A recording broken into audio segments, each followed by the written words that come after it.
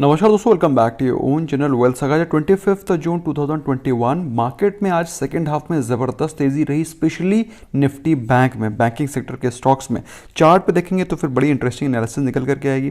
फिलहाल अगर हम लोग बात करें FII डेटा की, तो आज FII ने नेट सेलिंग करी है 678.84 करोड़ वर्थ ऑफ स्टॉक्स की, और वहीं पर DIIs ने ऑलमोस्ट ट्रिपल बाइंग करी है। तो बेसिकली DIIs ने बाइंग ज़्यादा करी है as against selling by FIIs। तो दोस्तों यही रीज़न है मार्केट में आज डिमांड ज़्यादा थी, मार्केट में ज़्यादा पैसे का इनफ्लो ज़्यादा था। यही रीज़न है दोस्तों कि आज मार्केट में ज़बरदस्त तेज़ी दिखाई पड़ रही थी। एक टाइम पर तो Nifty bank was approximately 700 points up, जो कि ऑलमोस्ट 550 पॉइंट्स के आसपास क्लोज हुआ है ऊपर। अगर बात करें निफ्टी 50 की, तो निफ्टी ने 15,850 के लेवल्स को तोड़ दिया है। सेंसेक्स ने 52,000 ऑलमोस्ट 53,000 के ऑलमोस्ट हाईज़ को, अपने लाइफ टाइम हाईज़ के आसपास टच करके वहाँ से थोड़ा सा रिसीड किया। चार्ट देखेंगे तब समझ में आएगा कि what am I telling you. फिलहाल बात करें mid cap small cap indices में, जिसमें कि पिछले 2 दिनों से प्रॉफिट बुकिंग नजर आ रही थी, फ्रेश बाइंग दिखाई पड़ी।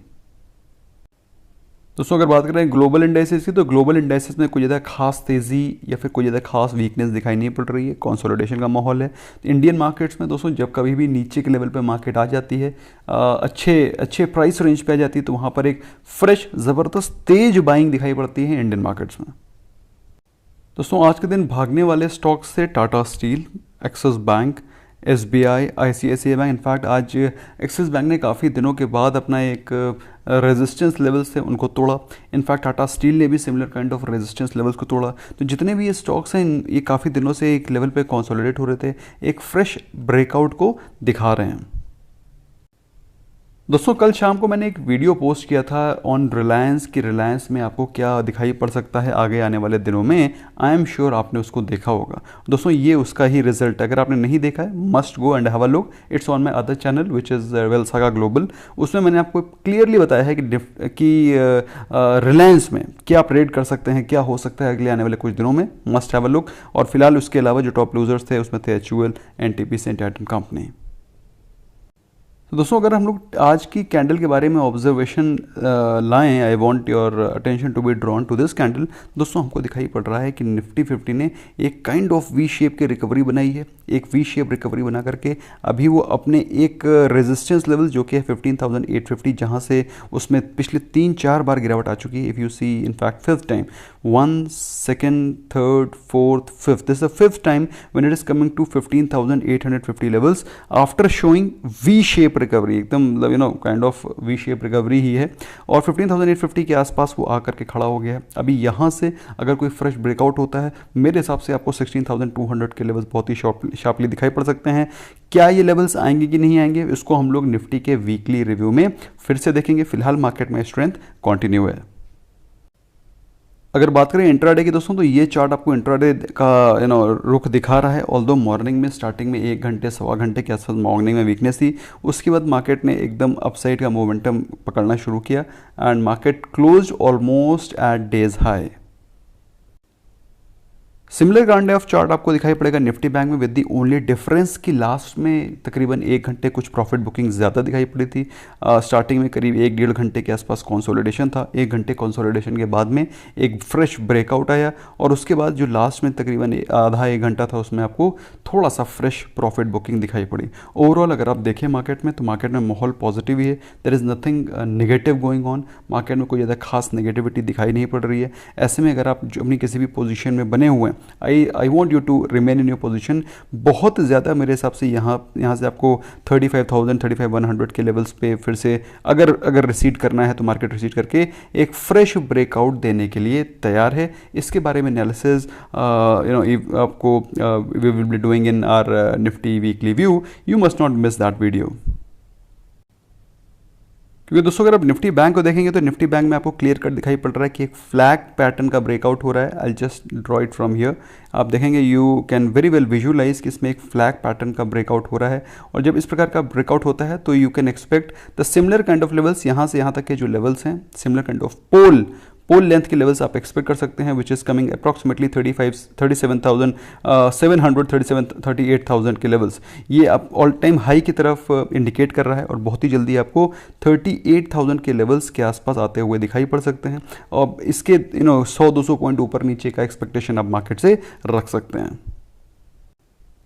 इसका मतलब ये नहीं है कि ये अगले दिन ही पहुंच जाएगा। It will take some time, it will take 5-10 days जिसमें कि वो अपने इस लेवल्स को अचीव करेगा। फिलहाल बात करें आज की गुड न्यूज़ की दोस्तों, तो सबसे पहले तो जो क्वार्टर के कई सारे रिजल्ट्स आने थे क्वार्टर 4 के, उनके बारे में जानकारी ले लेते हैं।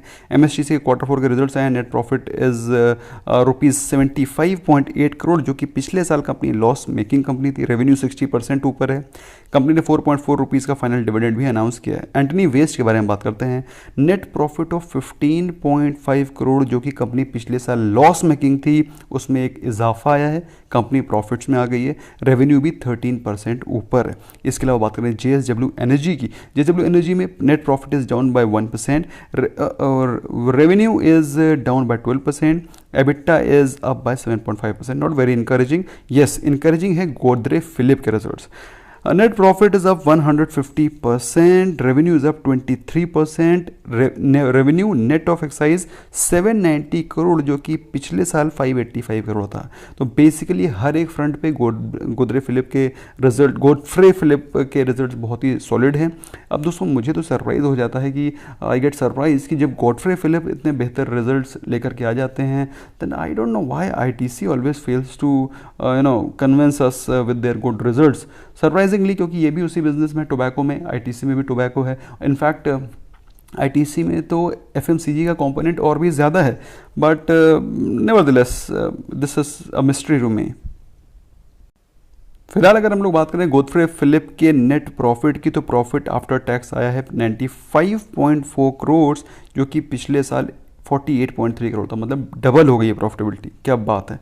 सो सरप्राइजिंग। एनीवे, इसके डिटेल में पढ़ना पड़ेगा कि भाई कंपनी ने ऐसा क्या किया जिसकी वजह से इसको प्रॉफिट आया। तो उसके लिए आपको you need to have a knack of reading the correct results, reading the correct balance sheets. अगर आपको if you want to get something analysis, if you want to refine your analysis further, you can consider joining our courses. उसके link मैंने description में और pin comment में डाल रखे हैं। You can consider joining us. Anyway, इसके अलावा बात करते हैं दोस्तों PNC इंफ्रा की। तो PNC इंफ्रा के जो क्वार्टर 4 के रिजल्ट्स आए हैं, 66.4% का जंप आया है प्रॉफिटेबिलिटी में इन क्वार्टर 4। सुपर। क्वार्टर 4 का जो प्रॉफिट आया है that has come as 150.4 crore. Quarter 4 के tax expenses have come at 101 crore versus 42.4 crore. तो बेसिकली PNC इंफ्रा का जो प्रॉफिटेबिलिटी है वो भी बेहतर हुआ है। मार्केट में देखा जाए तो कोई खास नेगेटिव है नहीं न्यूज़, कोई खास नेगेटिव न्यूज़ नहीं है एज फार एज मार्केट और stock specific news are concern. फिलहाल बात करें कोविड के इम्पैक्ट की, येस कोविड का impact is there. Around 50,000 cases are coming on day to day basis.